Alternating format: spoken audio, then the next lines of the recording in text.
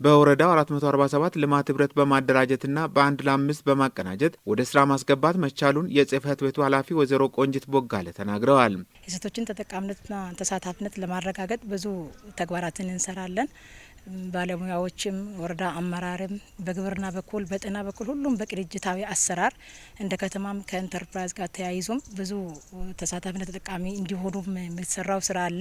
ሴቶችን በገጠርና በከተማ በተለያዩ ልማት ዘርፎች ተሳታፊ በማድረግ ማህበራዊና ኢኮኖሚያዊ አቅማቸውን ለማሳደግ ጥረት እየተደረገ መሆኑን በማከል እንደ ገጠር ምህር እርሻ ላይ በስንዴ ተደራጅቶ የሚሰሩ አሉ። በብዛት በሙሉ ቴክኖሎጂ እንደገና በመስኖም በድንች በብዛት ብዙ ተጠቃሚ ናቸው ሴቶች።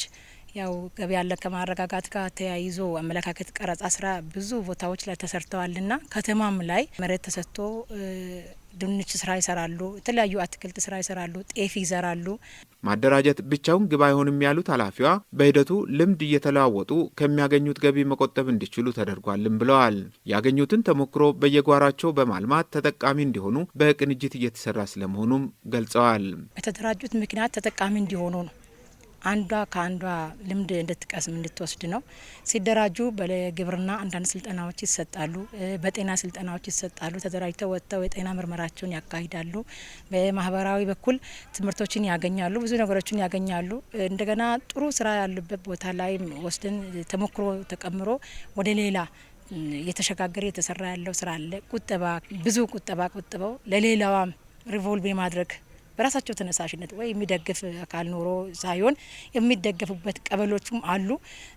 ከራሳቸውም ተነሳሽነት ተነስተው ተደራጅተው ህጋዊ ግራውንድ ይዘው በህብረት ስራ ተደራጅተው እርስ በርሳቸው ብድርና ቁጠባ እያካሄዱ አንዷ የቆጠበችውን ሌላዋ ደግሞ ወስዳ ተበዳ እየሰራች ከቁጠባ ይልቅ ብድርን ወስደው እንዴት ተጠቃሚ እንደሆኑ ደግሞ ወደ ሌላ ቀበሌ ሼር ስናደርግ እነዛም ደግሞ ወደ ተሻለ ደረጃ ላይ እየደረሱ እንደሆነ ነው የምናየው። እነዛም እነዚህን ተሞክሮ ወስደው ሰርተው እንዲለወጡ፣ አካባቢያቸው እንዲለወጡ፣ ገበያ የማረጋገጥ ስራ እንዲሰሩ ሁሉም ሩቅ ቅርብ ሳይባል ዋጋ በመክፈል ስራ ላይ ነው ባለሙያም እየተገኘ ያለው። ከተጠቃሚ ሴቶች መካከል የማሻሚ ቀበሌ ነዋሪ የሆኑት ወይዘሮ አልማዝ ሊጋባ እና ወይዘሮ አልማዝ ወዳጀው ከተደራጁ ጊዜ አጭር ጊዜ ቢሆንም ድንች አምርተው መጠቀማቸውን ተናግረዋል።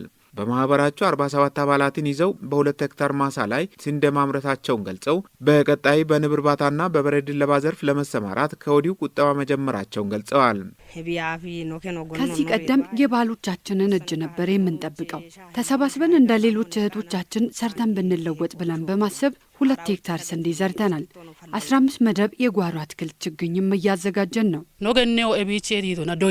ሴት በዚህ አጋጣሚ ወጥታ ሀሳቧን መግለጽ ትልመድ፣ ስራም ትሳተፍ፣ መብትና ግዴታዋን ለይታ ተወቅ በሚል ግንዛቤ ይዘን ስራ ጀምረናል። በቀጣይ የበሬ ድለባ ለመስራትም ዝግጅት እያደረግን ነው። ያም ሆነ ነው ያማቤቶ በያዶታ ከተማ የኢባሪዮ ማህበር አባል የሆኑት ወይዘሮ አረጋሽ ሁሴንና ወይዘሮ አለምቱ ደምሴ ከዚህ ቀደም ምንም የገቢ ምንጭ እንዳልነበራቸው ጠቅሰው ስራ ከጀመሩ ወዲህ ተስፋ ሰጪ ውጤት ማግኘታቸውን ገልጸዋል። ባለፈው ዓመት ማሳቸውን በክራይ በማሳረስ ካመረቱት ድንች ሽያጭ በ42,000 ብር የእርሻ በሬ መግዛታቸውንና ከ85,000 ብር በላይ መቆጠብ መቻላቸውን ገልጸው ይህም የስራ ተነሳሽነትና መነቃቃት እንደፈጠረላቸው አስረድተዋል።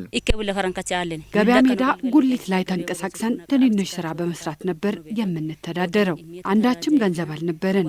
ቦታ ተሰጥቶን ድንች ተክለን በብዙ ብር ሽጠናል። ከዚያም 42,000 ብር አንስተን የእርሻ በሬ ገዝተናል። ብዙ ተጠቅመናል። ምንም የስንፍና ስሜት አይሰማኝም። ከዚህም በላይ ለመስራት አስፈላጊ ሲሆን በሬ እስከ ማረስ ጠንክሬ ለመስራት ፍላጎት አለኝ። በዘንድሮው የመኸር እርሻ 2 ሄክታር ጤፍ እያለሙ ሲሆን በቀጣይም በጓሮ አትክልትና በእርባታ ዘርፍ ለመሰማራት መዘጋጀታቸውን ነው የተናገሩት። ሴቶቹ ከማጀት ወደ ማሳ የተጀመረውን እንቅስቃሴ በማስፋት ተጠቃሚነታቸውን በላቀ ቁርጠኝነት አጠናክረው እንደሚቀጥሉ አስረድተዋል።